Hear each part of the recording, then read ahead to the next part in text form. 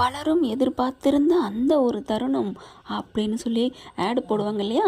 அதே மாதிரி தாங்க சிக்கனாண்டா சேகர் அப்படிங்கிற மாதிரி நம்ம சிறகடிக்க ஆசை சிட்டு குயில் டைரக்டரோட ஆள் அதாங்க நம்ம ரோகிணி. அதுவும் அவங்க வாயாலே ஒத்துக்கிட்டாங்க உண்மை பூராத்தையும். அப்படியே எல்லாம் அப்பட்டமாயிருச்சு. எல்லாத்தையும் இப்படி பொல பொல பொலன்னு கொட்ட வச்சுட்டாரு நம்ம முத்து அப்படின்னு தாங்க சொல்லணும். என் அன்பான இனி உறவுகளுக்கு வணக்கங்க.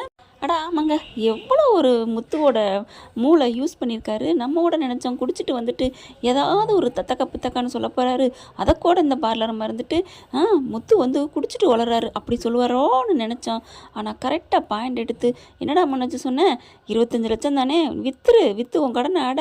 டேய் வாழ்க்கையில் இப்போ தாண்டா என் அண்ணன் பேச்சை கேட்டிருக்க அப்படின்னு சொல்ல, நீ உண்மையை சொன்னடா அதனால் உன் பேச்சை நான் கேட்குறேன் அப்படிங்கிறாரு முத்து. அடுத்து விஜயாவும் பரவாயில்லடா முத்து இப்போ தாண்டா நீ நியாயமாக பேசியிருக்க அப்படிங்கிறாங்க. சரி நீ வித்துரு, ஆனால் அதுக்கு அவங்க அம்மா ஒத்துக்கணுமே அப்படின்னு முத்து சொல்கிறாங்க.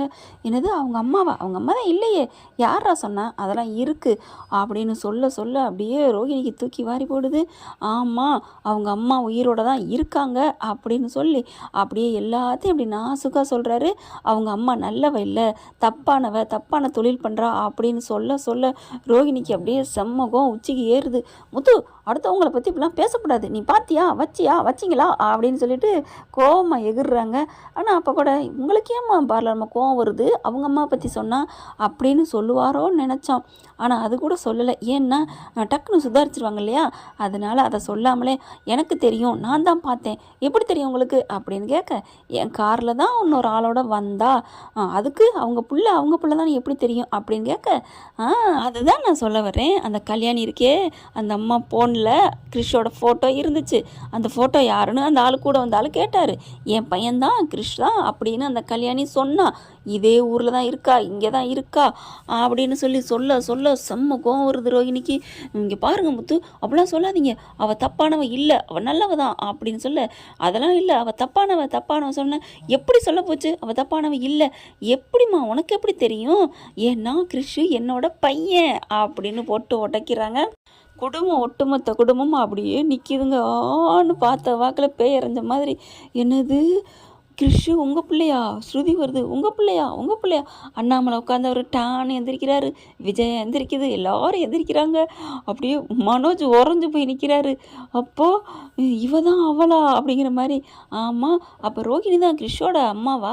இல்லை ஸ்ருதி, இல்லை பலக்குரல், கிறிஷோட அம்மா ரோகிணி இல்லை கல்யாணி அப்படிங்கிறாங்க. அப்படியே எவ்வளோ ஆணவமாக பேசுனாங்களோ, அதாவது நான் தான் அவங்க அம்மா, என் பிள்ளை தான், இப்போ என்ன பண்ணுற அப்படிங்கிற ஒரு வேகம் வரைக்கும் கொட்டிடுறாங்க ரோகிணி. அப்புறம் தான் உரைக்குது அவங்களுக்கே, ஐயோ எல்லா உண்மையும் உளறிட்டமே அப்படிங்கிற மாதிரி. அடுத்து அப்படியே பார்க்குறாங்க எல்லாரும், ஆளாளுக்கு அப்படியே பார்த்துட்டு, அப்போது கல்யாணம் ஆனவளா? ஆமாம் அப்படின்ட்டு முத்து மறுபடியும், நம்ம பாட்டிக்கு பக்கத்து ஊர் தான் இவங்க ஊர், கிறிஷோட பாட்டி தான் இவங்க அம்மா, இவங்க அப்பாலாம் மலேசியா இல்லை, எல்லாம் இந்த ஊரில் தான், எல்லாம் லோக்கல் தான் அப்படி இப்படின்னு எல்லாத்தையும் சொல்ல, என் காரில் வந்தாங்களே அவங்களோட தம்பி பொண்டாட்டி தான் இவ, அவங்க 6 மாதத்துல விரட்டி விட்டாங்க, அந்த புருஷன் இறந்துட்டான், அதுக்கு பிறந்த பையன் தான் கிறிஷ் அப்படின்னு முத்து எல்லாத்தையும் சொல்ல, இறந்துட்டான்னு சொன்னோன்னா 50 பேரும் பார்க்குறாங்க. விஜயாவுக்கு அந்த பழைய முகம் அப்படியே வருதுங்க, குருன்னு கோபமாக சிரித்த முகமாக அப்படித்தான் முத்துவை பாராட்டுச்சு. அப்படியே முகம் மாறுது. மனோஜ் நடுங்கி போய் நிற்கிறாரு.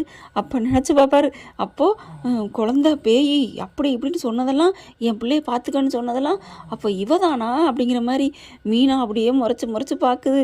ரோகிணி எதுக்கெடுத்தாலும் மீனாவே பார்க்குது, என்னமோ மீனா தப்பு பண்ண மாதிரியும். ஆனால் மீனா வந்து ஏங்க அப்படிலாம் சொல்லக்கூடாது அப்படின்ட்டு வராங்க. நீ சும்மா இரு மீனா. உடனே விஜயா இருந்துட்டு, மீனா உனக்கு ஏதாவது தெரியுமா? அம்மா அவளுக்கெல்லாம் எதுவும் தெரியாதும்மா, அவன் மேலே பழி போடாதம்மா, பாவம் அவள் குடும்பம்னு இருக்கிறவ மீனா அப்படிங்கிறாரு. மீனாவுக்கு எல்லாம் தெரியும் அப்படிங்கிறது தெரிஞ்சால் என்ன ஆக போகுதுன்னு தெரியல. அடுத்து பார்த்தா எல்லாரும் ரவுண்டு கட்டி நிற்கிறாங்க. எப்படியோங்க நம்ம ரசிகர்கள், இந்த சிறகடிக்காசை ரசிகர்கள், மக்கள் பார்க்குறவங்க எல்லாரோட மனபாரமும் இன்றைக்கி இறங்கிருச்சு. எப்படா சிக்குவா, எப்படா உண்மை தெரியும் அப்படின்னு நினச்சிக்கிட்டு இருக்கப்ப இப்போ தான் உண்மை தெரிஞ்சிருக்கு.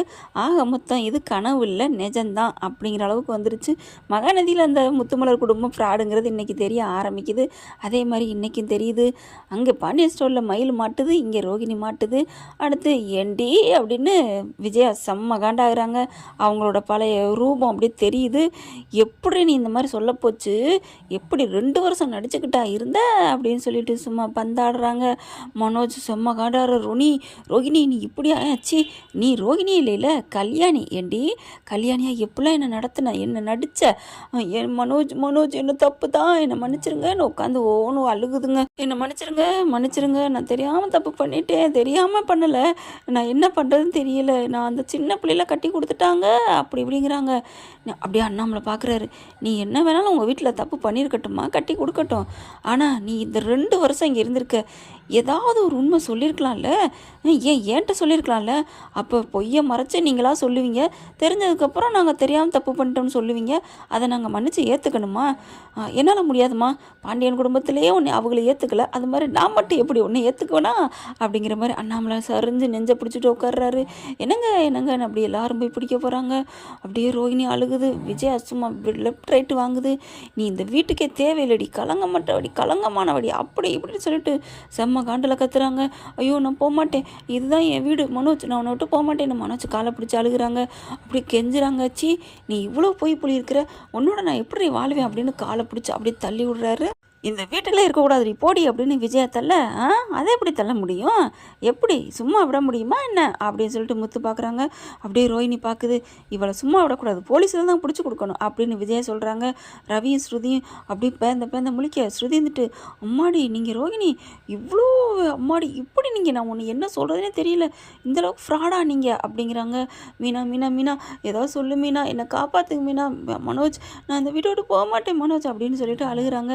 ஏய் உன்னை போலீஸ்லாண்டி பிடிச்சி கொடுப்போம், உன்னே நான் விடணும் அப்படின்ட்டு விஜயா ஃபோனில் போலீஸுக்கு கூப்பிட்றாங்க. உன்னை இது இழுத்துட்டு போகணுண்டி, தரன்னு இழுத்துட்டு போனீங்க, எங்களெல்லாம் ஏமாத்திருக்கியா, ஐயோ எங்களை கேணச்சிருக்கியா ஆக்கிருக்கியே, நாங்கள் கூட நான் தான் அறிவாளி அப்படி இப்படி நினச்சிட்டு இருந்தேன் அப்படி இப்படின்னு விஜயா போலீஸுக்கு ஃபோன் பண்ணுறாங்க. புலம்பிக்கிட்டே டக்குன்னு அப்படியே முத்து பறிக்கிறாரு. வேணாமா அப்படிங்கிறாங்க. போயிட்டு போகுது. கிறிஷுக்காக மன்னிச்சு விடுவோம், ஏன்னா கிறிஷு தனியாக யாரும் இல்லாமல் நின்றக்கூடாது இல்லையா, நான் இது வேற இந்த பையில தத்தெடுக்கலாம்னு நினச்சிட்டு இருந்தேன், ஆனால் இப்போ தான் புரியுது ஏன் பார்லரம்மா வேணான்னு சொன்னீங்கன்னு. ஆனால் மீனா நீனு வேணான்னு சொன்ன, ஏன் உனக்கு ஏதாவது தெரியுமா அப்படின்னு கேட்க அப்படியே முழிக்கிறாங்க. அப்படியே ரோஹிணி பார்க்குது. கோர்த்து விடுவோமா வேணாமான்ட்டு. கோர்த்து விட்டால் மட்டும் என்ன ஆக மொத்தம் எல்லாம் நீ மாட்டிக்கிட்ட.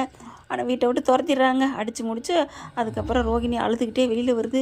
எங்கே போகிறதுன்னு தெரியாமல் எங்கே போகுது, மகேஷ் வீட்டுக்கு தான் போகுது. மகேஷ் வீட்டில் உட்காந்து அழுகுறாங்க. அப்புறமா வித்யாவும் வந்துடுது. மகேஷ் ஃபோன் பண்ணி சொல்லிடுது. 3 பேர் உட்காந்துட்டு ஓன்னு அழுகுறாங்க. போச்சு என் வாழ்க்கை போச்சு அப்படின்னு சொல்ல, நான் சொன்னேன்ல இந்த முத்தும் பொல்லாதவன் மாட்டி விட்டுருவாண்டு, அதே மாதிரி தாண்டி நடந்துருச்சு அப்படிங்கிறாங்க. நான் தான் சொன்னேனடி அன்னைக்கே நீ சொல்லியிருக்கணும்னு, எந்த ஒரு விஷயத்தையுமே அவங்க கண்டுபிடிக்கிறதுக்கு முன்னாடி நம்ம சொல்லியிருக்கணும், நம்ம சொல்லியிருந்தா இப்படி ஆயிருக்குமா அப்படின்னு சொல்லிட்டு வித்யா சொல்ல, ஏய் வாயை மூடுறி, நீ வாயை வச்சுட்டே இருந்த, இங்கே பாரு ரோஹிணி, நீ சும்மா என்னை வாயை மூடலாம் சொல்லாத, நீ இப்போ தான் மனசில் ஃப்ரீ ஆகிட்ட, நாளைக்கு கண்டிப்பாக உன்னை விட்டுற மாட்டாங்க, உன்னை ஏதாவது கொஞ்ச நாள் பொறுமையாக இருந்தனா உனக்கு நல்லது நடக்கும் ஆறுதல் சொல்கிறாங்க. வித்யா என்னதான் திட்டினாலும் என்னதான் இருந்தாலும் ஃப்ரெண்டு இல்லையா, சரி விடு ரோஹிணி விடு அப்படின்னு சொல்லிட்டு, உன்னை கல்யாணிங்கிறதா ரோஹிணி சொல்கிறதாடி அப்படிங்கிற முறைக்கிறாங்க. ஏய் என்னைக்கா இருந்தாலும் நான் ரோஹிணி தாண்டி, என்னைக்கு இருந்தாலும் அந்த வீட்டு மருமக தான், அந்த மனோஜ் கூட அந்த சோடாப்பட்டி கண்ணாடியோடு நான் வாழுவேன், அந்த வீட்டுக்கு போவேன். ஆனால் நான் இந்த அளவுக்கு ஆளாகி அழுதுட்ருக்கேனே, அதுக்கு காரணமான அந்த முத்துவை நான் சும்மா விட மாட்டேன்டி. அடிப்பாவி இன்னும் நீ திருந்த மாட்டியா, ரோஹிணி நல்லவ தாண்டி, ஆனால் சீண்டுனா நான் ஏண்டி திருந்தணும், என் வாழ்க்கையை இப்படி கேள்விக்குறியாக்குனவனை நான் இப்படி விடுவேன் அப்படின்னு சொல்ல, மகேஷ் என்ன பண்ணுறாங்க, இல்லை ரோஹிணி வேணாம், கொஞ்சம் பார்த்து பொறுமையாக இரு, கொஞ்ச நாள் பொறுமையாக இருடி, அதெல்லாம் முடியாது, அவனை நான் சும்மா விட மாட்டேன், தட்டி தூக்குறேன் அப்படிங்கிற மாதிரி பயங்கரமாக கத்துறாங்க. வித்யா வந்துட்டு இது சரிப்பட்டு வராதடி, நீ திருந்த மாட்ட. ஏய் என்ன வித்யா, அப்போ நீ போய் சொல்ல போறியா, இங்கே பார் சொல்கிறதா இருந்தால் உன்னை பற்றி நான் என்றைக்கோ சொல்லியிருக்கலாம், ஆனால் நான் அப்படிப்பட்ட ஆள் இல்லை, உன்னையே தான் நான் திருத்த பார்க்குறேன், வேணா ரோஹிணி வேணாம் அப்படிங்கிறாங்க. ஏய் உனக்கு என் கூட பேச விருப்பம் இருந்தால் பேசு, இல்லைன்னா கட் பண்ணிக்கோ. மகேஷ் நீனும் தான், இனிமேல் எனக்கு என்ன தலைக்கு மேலே வெள்ளம் போயிடுச்சு, இனிமேல் எல்லாத்தையும் நான் துவம்சம் பண்ணாமல் விட மாட்டேன், இனிமேல் கிருஷ்ண என் பிள்ளைன்னு ஊரறிய உலகறிய சொல்லுவேன், நான் தனித்து வாழ்ந்து எப்படியாவது மனோஜ் கூட போய் வீட்டில் வாழுவேன், அதுக்கு முன்னாடி இந்த முத்துவை தூக்குறேன் இருக்கட்டும் அப்படின்னு சொல்லிட்டு சவால் எடுக்கிறாங்க. அதே மாதிரி முத்துவையும் போட்டு தள்ளுறதுக்கு திட்டம் போடுறாங்க. என்ன ஃப்ரெண்ட், ரோஹிணியோட மைண்ட் இப்படி தான் போகலாம், பார்க்கலாம் என்ன நடக்க போகுதுன்னு. தேங்க்யூ. இந்த வீடியோ உங்களுக்கு பிடிச்சிருந்தா தயவு செய்து லைக் பண்ணுங்க. இன்னும் அப்டேட்ஸ்க்காக சேனலை சப்ஸ்கிரைப் பண்ண மறக்காதீங்க. நம்ம கிட்ட இருக்க எல்லா சேனல்ஸோட லேட்டஸ்ட் வீடியோ அப்டேட்ஸ்க்காக மேல ரைட் சைடுல காட்டுற லிங்கை கிளிக் பண்ணி வாட்ஸ்அப் குரூப்ல ஜாயின் பண்ணுங்க. உங்களிடம் விடைபெறுவது நான் உங்கள் மெஹர்.